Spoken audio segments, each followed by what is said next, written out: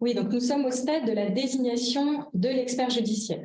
Donc la personne publique, elle peut se retrouver dans deux situations. Soit demanderesse aux opérations d'expertise, et donc c'est le cas bien souvent quand elle est maître d'ouvrage dans le cadre d'un marché public de travaux, et que les ouvrages construits sont affectés de désordre, mais elle peut également être défendresse aux opérations d'expertise. Et c'est souvent le cas quand des riverains se plaignent de désordre causés en raison de travaux publics ou en raison d'un ouvrage en raison de son fonctionnement. La première situation, je l'ai dit, la personne publique est demanderesse aux opérations d'expertise. Il lui faut alors présenter une requête. À ce stade, il y a 3 points de vigilance qui doivent attirer votre attention. Le premier concerne la caractérisation des désordres. C'est essentiel de pouvoir en justifier auprès du juge et de pouvoir présenter un document qui relève ces désordres. Donc, ça peut être soit un rapport d'expertise amiable ou un constat de commissaire de justice, donc anciennement huissier de justice.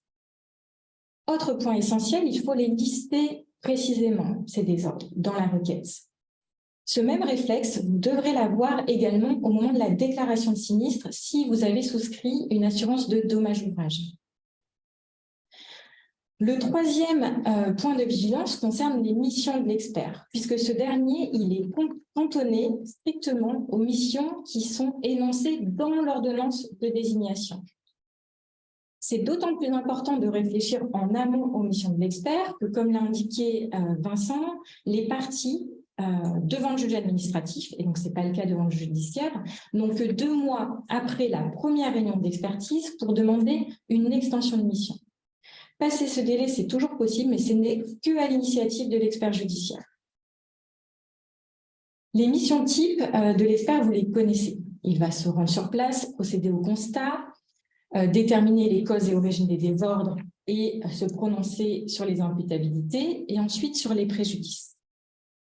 Notre conseil, c'est de personnaliser au maximum les missions de l'expert. Il faut anticiper sur le fondement de responsabilité qui sera évoqué par la suite. Le but, c'est de pouvoir se servir et d'exploiter les conclusions techniques qui seront dans le rapport.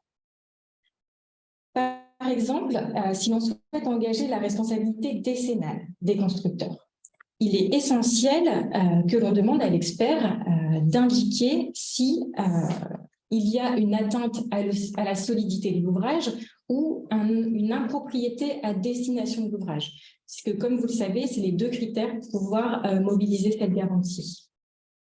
On peut également lui demander d'indiquer précisément s'il y a un défaut de conseil du maître d'œuvre ou un défaut d'exécution.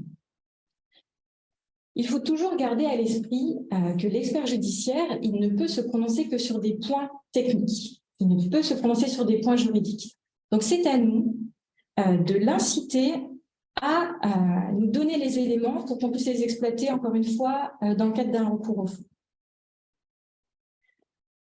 Troisième point qui concerne les missions sur lesquelles nous nous permettons d'insister, puisque ce n'est pas une obligation devant le juge administratif, c'est de demander que l'expert se prononce et rende un pré-rapport. Parce que nous, ça nous permet finalement de ne pas être mis face aux conclusions définitives et de pouvoir préparer en temps utile des observations.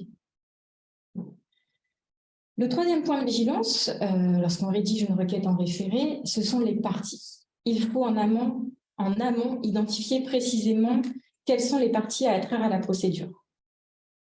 Il ne faut pas en oublier. En qualité de maître d'ouvrage des travaux publics, bien penser au maître d'œuvre, au contrôleur technique, à l'assistant à maîtrise d'ouvrage, au titulaire des lots. Et là encore, comme pour les désordres, il est essentiel qu'on puisse justifier des mises en cause par la production de documents.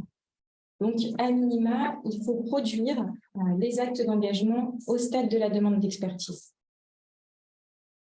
Autre point essentiel, une fois qu'on a listé ces entreprises, c'est de vérifier leur situation juridique. Sont-elles en redressement judiciaire ou en liquidation, par exemple? Ça nous amène à nous interroger sur leurs assureurs, sur leur mise en cause. Il faut impérativement non seulement mentionner les sociétaires, donc si un assureur intervient pour plusieurs d'entre eux, mais également les contrats d'assurance. Nous, on fera un travail d'analyse afin de vérifier non seulement à la lecture de l'attestation d'assurance si c'est le bon contrat, les bonnes garanties qui sont mobilisées et si on se retrouve bien sur les dates d'effet du contrat.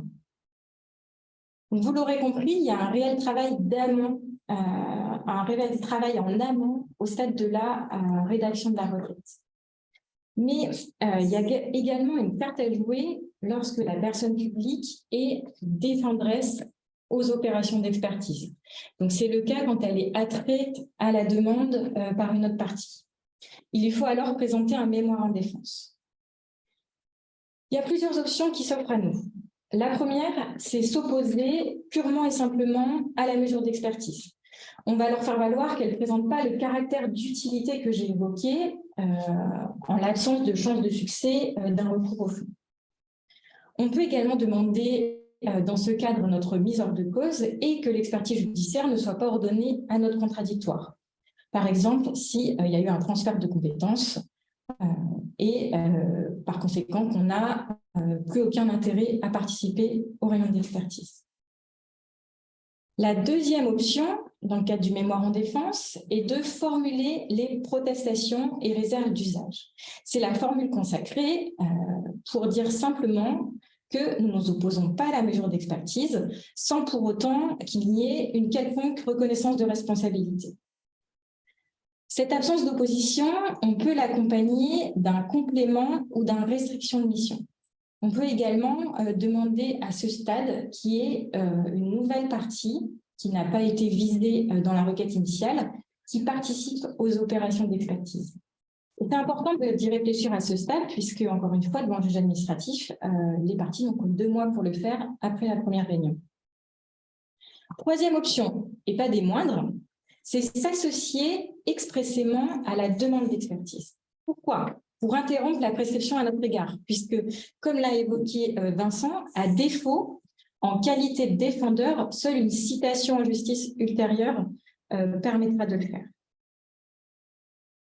Donc, une fois que l'ordonnance elle sera rendue, que l'on soit demandeur ou défendeur, il est essentiel d'examiner scrupuleusement l'ordonnance et notamment les missions, puisque ce sera le fil directeur des opérations d'expertise.